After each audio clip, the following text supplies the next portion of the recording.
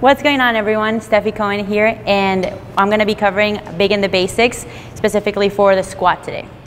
So the first thing that I like to think about when I'm teaching someone how to squat is making sure that they have the appropriate mobility and stability in different joints in order to put a barbell in their backs. So a common mistake that a lot of people make is, especially beginners, is going into things way too fast and trying to progress too quickly. You need to be patient and make sure that your body is ready for the movement that you're trying to do, and also to keep adding weight to the movement that you're trying to get better at. So the three main joints that are important to take into consideration in a squat are your ankle joint, your knee joint, and your hip joint. So each of those joints plays an imperative role in the squat. Each serves a different function. So for the ankle joint, you want to make sure that it has the adequate mobility in order for you to be able to achieve a full depth squat. When it comes to the knee, you want to make sure that it has the adequate stability to ensure that it can sustain the load that you're going to put on your back. And I'm gonna cover how you assess that joint by joint. And finally, the hip joint, you want to make sure that it has both enough mobility for you to be able to achieve proper depth and enough stability for you to be safe in that position. And the stability of the hip joint is, of course, dependent on more than one thing, especially because of its location. You got to take into consideration that what happens above and what happens below the joint is going to have an impact on what happens at the hip.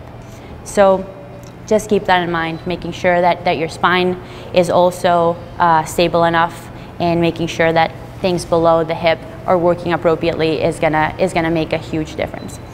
So let's talk about the ankle first. And this is a topic of contention and controversy, if you may, whether or not you need lifting shoes or shoes with a heel or you don't. And I think a big portion of it is personal preference, assuming that you do have enough mobility at the ankle. So I'm gonna run through a quick test that you can do at home by yourself to determine whether or not your ankles have the appropriate mobility to achieve a proper squat. So first thing you're gonna do, you're gonna take your shoes off, right? So consider this part A of the assessment. So what you're gonna do is face sideways in a mirror, okay? And what you're gonna do is we're gonna squat down. You can put your hands in front of you, or you can cross them out, and try to have your hips go below the top of your knee, or even if you can, go a little bit lower. If your heels lift up, that's a failed test.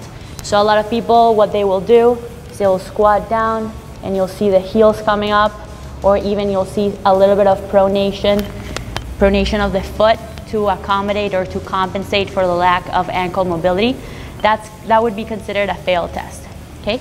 The next thing you're gonna do, if you fail that test, you're gonna grab a plate that will essentially act as a provisional heel. So you're gonna put it on the floor, same position, mirror on the side. Now you're gonna elevate your heels, you're gonna drop down to your squat, and you're gonna see whether or not that changed anything in your position. So a common mistake that people make when they're squatting, even just a bodyweight squat, is you'll see that they drop down and their hips, their pelvis rounds and loses. They lose control at the bottom of the squat. That would also be considered a failed test.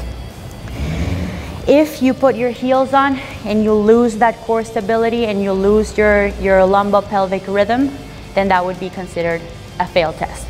If you were able to squat all the way down appropriately with your spine neutral, your spine and pelvis in neutral, and your heels fully touching the plates, then that would be considered a pass test. If you pass both tests, then you can choose whether or not you want to wear a heel or not. So there you have it. You can do your own ankle mobility assessment and determine whether or not you need your shoes, your heels, or you don't. Moving on to the next joint, the knee. The knee is really important for stability, and The main way that you can assess whether or not your knees are ready to, both of your knees are ready to withstand a barbell with full weight, is doing a quick single leg test. The way you do that, you can either just do it on the floor or do it on an elevated surface, such as this one. And all that you're gonna do is it's a mini squat. So only like about 30 degrees of knee flexion, that's all that you're looking at. You don't need a super huge deficit. And what you're gonna do, you're gonna tap the ground, you come back up, you're gonna do that 5 times. And what you're looking at, you should do it in front of a mirror, of course. And what you're looking at is the amount of motion that's coming from the knee. So ideally, an ideal situation would be that the knee tracks in between the width of your foot. So it doesn't like go in like that or go out like that or even wiggles down. That's what you want to look at. You want to make sure that you have full control over that joint to prevent unnecessary motions and essentially to prevent or to make your movement more efficient when you're squatting and prevent power leaks so that you can exert the most amount of force into that bar, into the floor, and lift the most. And then finally at the hip, it's a similar assessment as the squat. It basically just involves you squatting on a mirror or sideways in front of a mirror and determining whether or not you can maintain a proper pelvic position, a neutral pelvic position, a stable position as you're squatting down, and ensuring that there's no loss of pelvic neutrality at the bottom of the squat. And this is really important because, like I was saying, it's important not to skip steps if you're a beginner, if you're getting into strength training, because you want to ensure that your body is ready and it's capable for you to put a barbell behind your back. Progression that people forget about is ensuring that you master the fundamentals, the fundamental movements prior to a squat. So can you do a bodyweight squat with full structural control? Moving on from that, can you do a goblet squat, maintaining a proper upright chest position, maintaining proper hip position, maintaining your heels on the ground? Then following that, some argue that a front squat might be the next progression. So can you do a front squat even with your hands in front of you like that? And then you can do a back squat. But it is important that you have a checklist of all these movements and that you ensure that you can do all of them prior to putting a barbell with weight on your back. So remember, don't skip steps. Make sure that you're following the progressions and that your body is ready for each stage. So be patient. Now, getting into the fun part. Now that you're ready for the bar, I'm gonna go through a few cues that I use and the technique that I like to implement both personally and for my athletes or clients that I coach.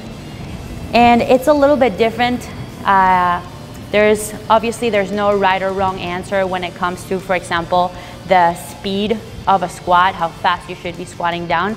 But I do believe that there is something to say about the intent and the way that you are squatting, the intent and what's going through your head. So when I squat, and when I teach people how to squat, I like for people to go slow, especially on the way down. And it's not necessarily considered a tempo squat, how some people would say, oh, it's just slowing down the movement. It's not. It's also about what you're thinking about and what kind of muscles you are summoning upon, what kind of muscles you're activating as you're doing this movement. So this concept is not something that I invented, although it's something that I discovered through practice and then was able to confirm via evidence, via research, literature. And that is, it's a concept known in neuroanatomy as successive induction. And successive induction basically involves the activation of an antagonist muscle prior to the contraction of an agonist to accentuate the contraction of the agonist muscle. So what does that mean in normal terms? When it comes, I'll give you an easy example before I get into the hip because there's a lot of muscles involved in the hip. But for example, the agonist muscle in a bicep curl is your biceps, and the antagonist muscle is your tricep. So if you wanted to apply the concept of successive induction to a bicep curl, when you do the curl, you should also be thinking about trying to contract your tricep And essentially that would make the second, third, fourth rep of that bicep curl even more forceful. You can apply that to the squats, the same concept of, so in a squat, your agonist muscles are gonna be your glutes, hamstrings, and quads. Obviously, each muscle acting at different portions of the squat with more and less intensity. But the antagonist muscle in a squat would be your hip flexors. So when you do these squats, these slow squats, I want you to think about not only slowing down the movement, but activating your hip flexors as much as possible in order to generate more tension at the hip and essentially a more stable pelvis and a more stable hip. And this concept is known as co-contraction. Like I said, there's many muscles involved at the hip. You can't only think about a squat as being an exercise that's for your quads or for your glutes or for your hamstrings. You gotta know there's over 20 muscles acting on the hip, involving in the lateral hip, even like inside muscles that you can't see, muscles that attach from the sacrum onto the hip that are all acting forces on your hip to stabilize. The hip flexors are an important one, and if you can master kind of like that mind-body connection with them as you're squatting, it'll make your squat that much more stable and that much more forceful. And I've talked about power leaks before, earlier on this video, and that's essentially what you're trying to avoid. You're trying to create a structure that is solid, that's a solid unit, that has the minimum amount of leaks so you can produce the most amount of force from the ground onto that barbell. So what you're gonna do, as you're coming down, think about bending at the hip. So it's not only kind of free falling, or it's not only slowing it down. Think about your hip flexors and what their action is. Your hip flexors bend at your hip.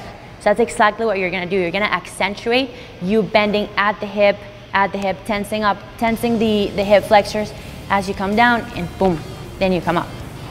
So remember, not only the speed, but also the intention and the summoning power of those hip flexors. And the final thing that I wanted to discuss was hand placement and bar placement. So hand placement, obviously personal preference. A big limiting factor is your external rotation mobility. So you'll see a lot of bigger guys really struggle with putting their hands on the bar. Some of them can't even wrap their full thumbs around the bar, so they keep a suicide grip. But ultimately, yes, it's going to be determined by the amount of flexibility that you have on your shoulders. But I like to teach people, if the mobility is there, to stay as close to their body as possible, because that way you bring your center of mass closer to you, and that is gonna make it easier for you to lift, because you're a tighter unit. You're gonna feel a lot more sturdy and a lot stronger in that position. But of course, it's not a rule, it's just a recommendation. You don't have to do it that way. You can do it just according to your flexibility in your shoulders and essentially what feels better to you. But if you do have the mobility, start narrow, then maybe work your way around. The second thing would be bar placement. When it comes to powerlifting, I think the preferred style is low bar. Personally, I don't think it's gonna make that big of a difference if you place the bar 2 inches higher or 2 inches lower. I don't think that's gonna make a huge difference. But again, you know, it's all personal preference. If you want to squat high bar and you feel stronger in that position, or you want to squat low bar and you feel stronger in that position. Of course, a low bar squat will call upon your glutes and hamstrings a lot more. It's a more hip dominant movement, and a high bar squat is a lot more quad dominant. You'll be able to keep a more upright torso with that movement. So you can see it, I'll do it high bar first. The high bar pretty much forces you to stay upright. This is a preferred squatting style for a lot of Olympic weightlifters, even though some of them even do both. And then the low bar squat, basically just place the bar a couple inches lower on your back, and you'll see that it forces you to lean your chest forward a little bit more. And then finally, the elbow position. I think that's an important one. You want to make sure that there's no elbow flare out when you're doing it, because that's gonna make you drop your chest forward.